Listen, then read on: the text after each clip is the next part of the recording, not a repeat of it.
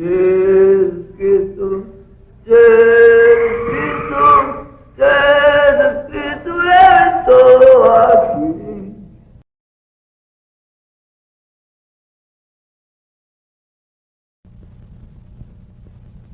Este hospício não é uma realidade isolada. Ele se reproduz em vários outros lugares, às vezes com pequenas diferenças e nomes sofisticados. Devemos compreendê-lo como uma instituição que cumpre um papel determinado em nossa sociedade. O hospital psiquiátrico funciona como um depósito. Para cá vêm os improdutivos de uma maneira geral, os inadaptados, os indesejáveis e os desafetos. Todos aqueles que por um ou outro caminho se desviam daquilo que chamamos normalidade. Através do hospício, a sociedade exclui os que não se adaptam a um sistema baseado na competição. Meu nome é Marlene Laureano. Eu trabalho no Hospital Psiquiátrico de Barbacena desde os 20. Estou há 38 anos nesse emprego. Quando eu cheguei no hospital, o primeiro dia, eu nunca tinha imaginado que tanto horror pudesse existir. E eu não sei o que me fez continuar a trabalhar no hospital e ver tanto sofrimento. Mas eu também acredito que as coisas, elas precisam acontecer na vida da gente. E talvez eu tenha sido colocada ali, naquele lugar, para fazer a diferença do jeito que eu pudesse. Eu vivi em silêncio. Oi, meu nome é Débora e minha história é difícil.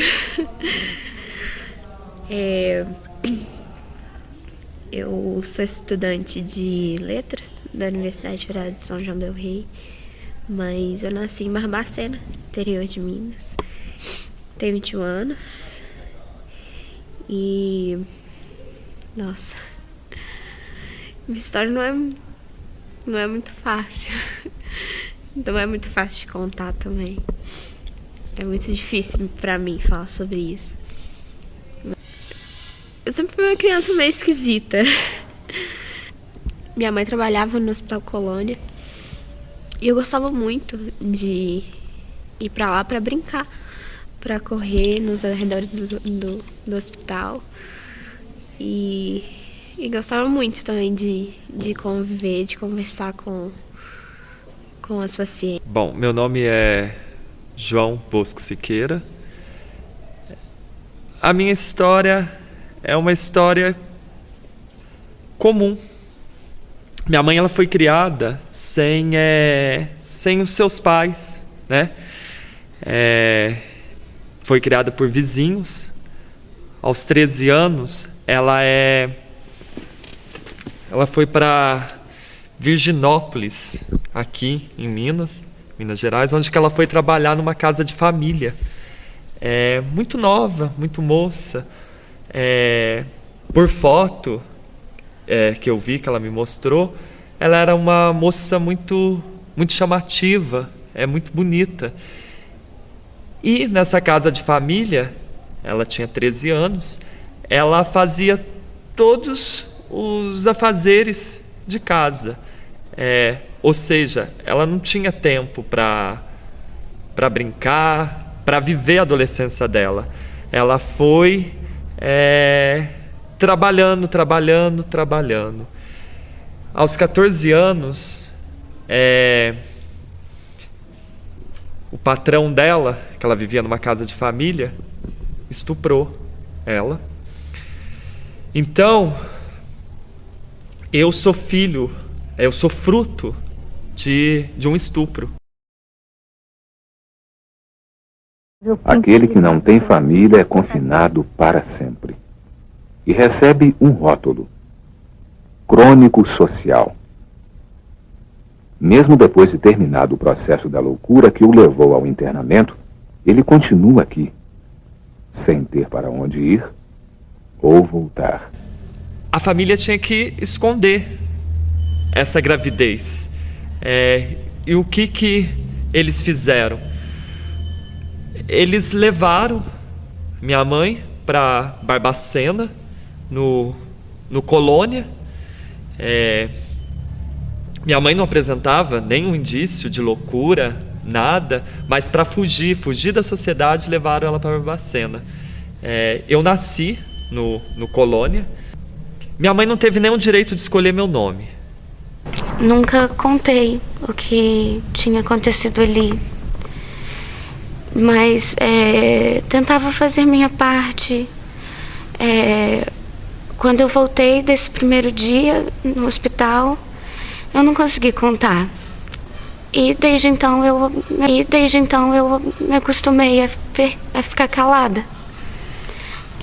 Eu passei o início, eu fiquei bastante introspectiva. As amigas do colégio até perguntavam o porquê dessa mudança, e eu nunca consegui falar com ninguém. E minha mãe precisou sair do Colônia para trabalhar, não aceitaram mais ela no Colônia. Ela teve que ir trabalhar e ela vinha me visitar aos domingos. Minha mãe nunca entendeu, mas era a forma que eu tinha para amenizar um pouco daquele sofrimento, de deixar as coisas um pouco menos horríveis. Aqui dentro não existe a dimensão temporal. O tempo é percebido apenas em função das necessidades biológicas. Há uma hora para comer, há uma hora para dormir. Mas não há uma hora de fazer, nem de acontecer. O ócio é absoluto. O homem perde a qualidade que o retira da natureza e o transfere para a cultura. O trabalho. Numa das minhas visitas ao hospital, eu estava brincando dentro de uma aula e eu conversei com uma das pacientes e perguntei para ela se ela não tinha filhos. Ela me disse que tinha. Me contou que tinha 2 filhas. Aí eu perguntei por que ela não vivia com as filhas dela. E ela me disse que não sabia onde elas estavam. Depois desse nosso momento de diálogo, uma das enfermeiras que estavam dentro do quarto, ela saiu aos prantos. Eu não entendi direito o que tinha acontecido. Também, pra mim, eu era pequena, não sabia de nada, então aquilo pra mim não fez muita diferença. Eu fui levado para uma instituição que chamava Padre Cunha. E era uma instituição que atendia crianças de 0 a 13 anos de idade. Eu sempre me senti muito sozinha, muito distante de tudo que estava à minha volta. Eu sentia que eu não me encaixava, que faltava alguma coisa. E apesar de amar muito meu pai e meu irmão, e amar muito minha mãe também, eu nunca consegui me dar bem com ela. A gente sempre teve uma relação extremamente conflituosa. E o tempo passou, veio a adolescência e as discussões, as brigas com minha mãe só aumentavam. E a relação que a gente tinha, eu sentia que não era uma relação de mãe e filha. Que ela me via mais como investimento do que como uma filha. Como se me criar, me educar fosse fazer um favor pra mim. em partes, acho que ela não estava errada, né? Depois de ficar um ano fora, eu retornei de férias para Barbacena. E nessa data eu tive uma discussão muito forte com a minha mãe. E nesse dia em diante eu percebi que eu precisava fazer alguma coisa. Eu precisava descobrir o que estava acontecendo. Eu precisava me encontrar para ficar bem comigo mesma. Eu me lembro como se fosse hoje. Não tinha cama. Os pacientes dormiam num capim no chão. Era estendido à noite naqueles salões grandes, que o pavilhão, a estrutura ainda é a mesma até hoje, com pequenas reformas só de pintura, mas os cômodos são os mesmos, os dormitórios são os mesmos, desde a época da criação, da construção. Então, aqueles salões eram estendidos capins nele, e os doentes ali deitavam. De manhã, pelo fato do doente, né, pela doença mental dele, então defecava, urinava naquele capim. Então, de manhã, tirava aquele capim, estendia ali em frente ao torreão para secar. Aquele capim que estava assim muito estragado, né, muito imundo, então eles catavam aqueles fiapos sujos e repetia nova remessa à noite. Quando ele estava raliando, então conseguia mais capim para colocar no chão. Quer dizer, eram verdadeiros animais. Eu, quando comecei aqui em 62, trabalhava nessa parte de registro de paciente. Inclusive o Raul Soares e o Galba, na época, descarregavam ônibus aqui semanais de pacientes. Era 40, 50 cada remessa. Então era um Deus nos acuda. 50 cada remessa. Então era um Deus nos acuda. Nunca tirei férias no hospital. Eu fui uma vez a Montes Claros encontrar uma amiga, a Isabel, que foi paciente aqui no hospital. E o nosso encontro, ela me viu no corredor e falou que precisava da minha ajuda. Um pouco mais tarde, nesse dia, ela me entregou uma das roupas sujas e tinha uma carta embaixo. Eu fiquei tão nervosa de ver aquela carta na minha mão, porque aquilo podia fazer eu perder meu emprego e eu não podia perder esse emprego. Aí eu levei a carta comigo para casa e li. E comecei a investigar sobre o meu passado, sobre tudo que tinha acontecido.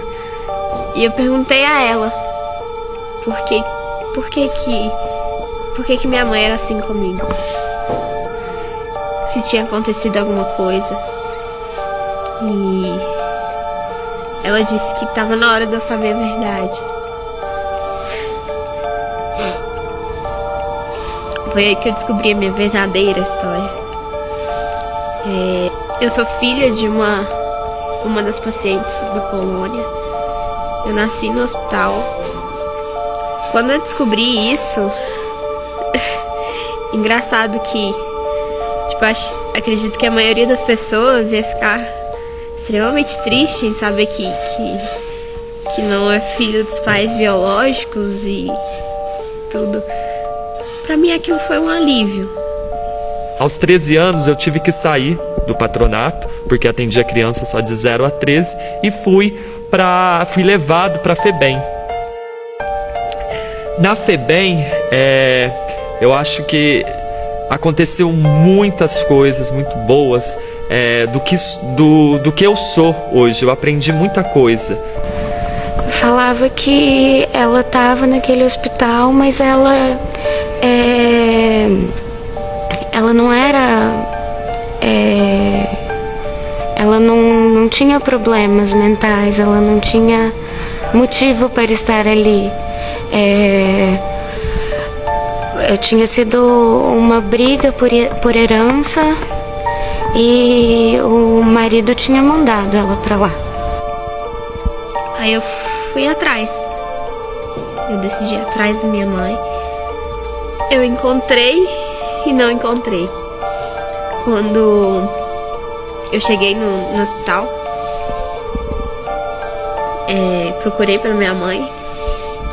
Uma das enfermeiras me levou uma senhora que pouco tempo depois eu descobri que não era ela, que era minha mãe.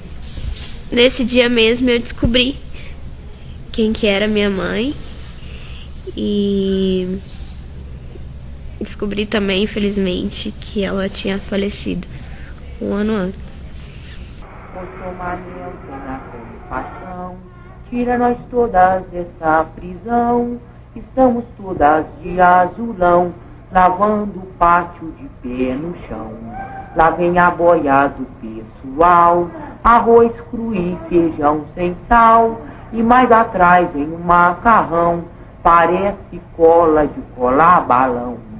E mais atrás vem a sobremesa, banana podre em cima da mesa. E mais atrás... Os muros e todas as barreiras físicas funcionam para isolar o hospital psiquiátrico.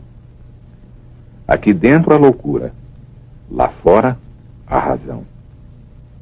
Escondidos entre os muros, longe dos olhares, os chamados loucos são degradados física e moralmente. O único caminho que resta é esperar a morte.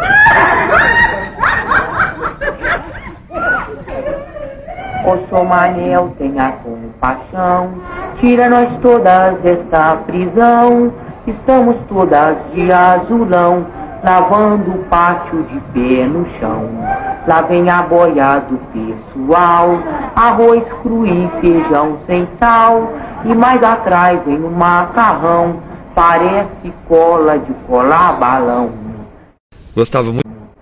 Gostava muito de música, sempre eles falam dom, eu acho que é um dom, uma facilidade com os ritmos, com a música, e eu entrei para a banda dentro da FEBEM, só que eu me lembro que eu queria tocar saxofone, eu era louco por esse instrumento, saxofone, só que o maestro não me deu saxofone, ele me deu uma tumba, e até eu acostumar com essa tumba, tocar a tumba, foi muito difícil. Eu mergulhei no universo do hospital e fui descobrindo aos poucos a história dela. Eu tive acesso aos prontuários de todos os anos que ela teve lá e eu descobri a história dela. Ela foi tirada dos braços da mãe também muito cedo. Quando criança ela tinha muitas crises de epilepsia e ela foi mandada para Belo Horizonte para morar com o tio. E no colégio ela trocava favores sexuais por merenda, por comida. E na adolescência ela foi mandada para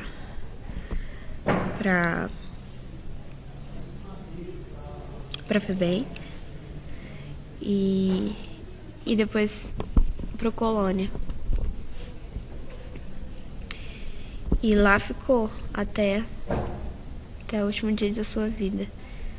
Todas as técnicas utilizadas dentro do hospital pretendem controlar, ao nível do corpo e da mente, uma loucura que extravasa este corpo e esta mente. O objetivo não é a cura nem a recuperação, mas o controle. Antes de completar 18, eu prestei um concurso público para a Polícia Militar, passei, só que eu não consegui assumir a vaga, não tinha idade, e eu sei que conversando na instituição, eu consegui estender por mais 2 anos, fiquei na FEBEM por mais 2 anos, prestei novamente concurso, passei para o Corpo de Bombeiros, fui para Contagem, onde eu permaneci, me recrutei lá, fiquei 2 anos. Mas novamente a música ela me chamou, porque eu fiquei sabendo, eu e mais uns colegas da FEBEM, que no 1º Batalhão do Corpo de Bombeiros de Belo Horizonte estavam precisando de músicos para a banda. E eu fui pro batalhão. Ela morou até o fim da vida com ele e a nora em Montes Claros. E teve essa vez que eu fui visitá-la. Foi bem bonito. A gente andou pela cidade, conversamos, passei uma tarde lá com ela. No contrato social estabelecido após a Revolução Francesa, o Estado confere à psiquiatria o monopólio da loucura. O discurso psiquiátrico funda-se no controle da irracionalidade. Em nome da razão, confinamos os esquizofrênicos, mendigos, homossexuais, drogadictos e outros dissidentes sociais. A comida é boa, certo? Tem vaso de alimentar, né, a comida aí, certo? Muitas vezes eu vejo vão pegando resto de comida para dar para os porcos, mas ali, a comida como é boa. Né? O que se passa dentro de um hospital como este tem a ver com os médicos e as autoridades, mas tem a ver também com a sociedade onde está inserido.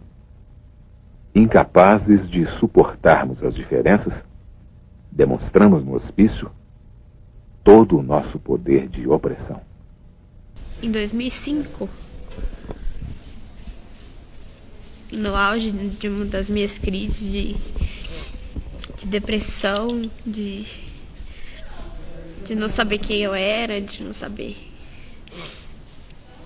eu tentei o suicídio. Eu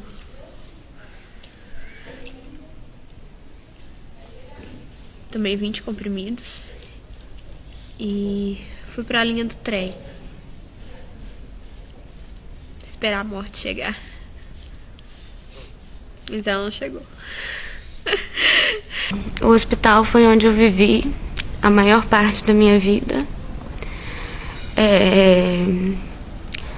E eu nunca imaginei ter que contar isso, mas eu acredito que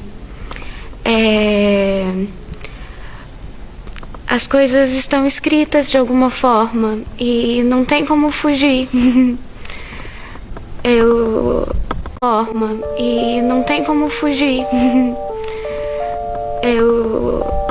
Hoje eu fico triste por não ter encontrado uma forma de sair, mas ao mesmo tempo eu sinto que é onde eu devia ter ficado.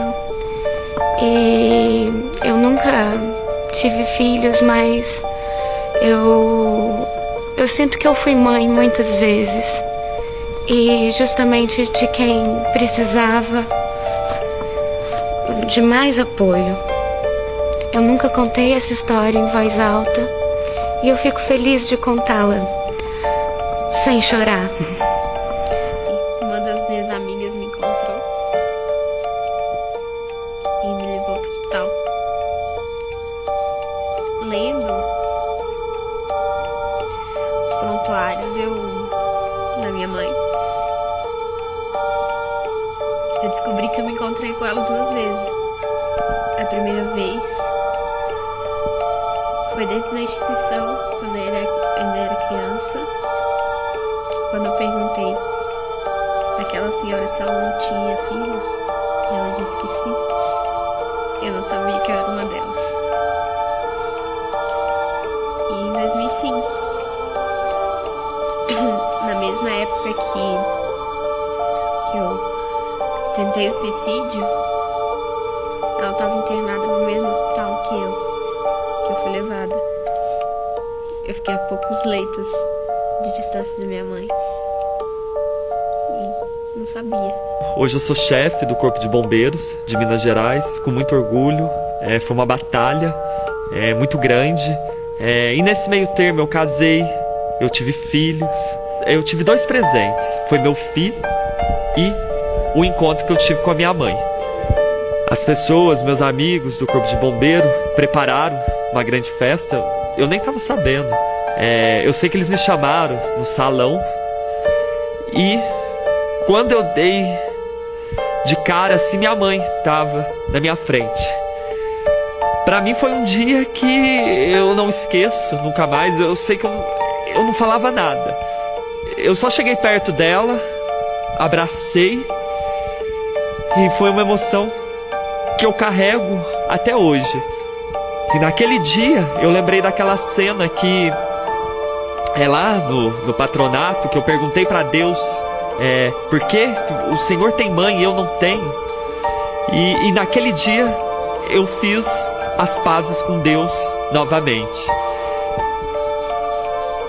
E segundo relatos, ela nunca se esqueceu de mim. Que todos os anos, no dia do meu aniversário, ela falava que hoje é aniversário da minha filha. Ela tá fazendo 1 ano. Hoje é aniversário da minha filha. Ela tá fazendo 10 anos. Hoje é aniversário da minha filha. Ela tá fazendo 18. E ela nunca se esqueceu. Todos os anos ela lembrava. E ela tinha um tercinho que sempre andava com ela. E no dia do meu aniversário, ela passava o dia rezando por mim. Eu guardo esse tercinho até hoje.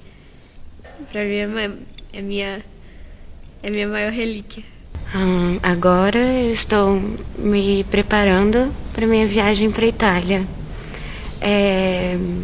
Eu tenho férias acumuladas, nunca tirei férias durante esses 38 anos. E eu vou para a Itália. Comprei a passagem e acho que vai ser só de ida. Não vou voltar para Barbacena, não.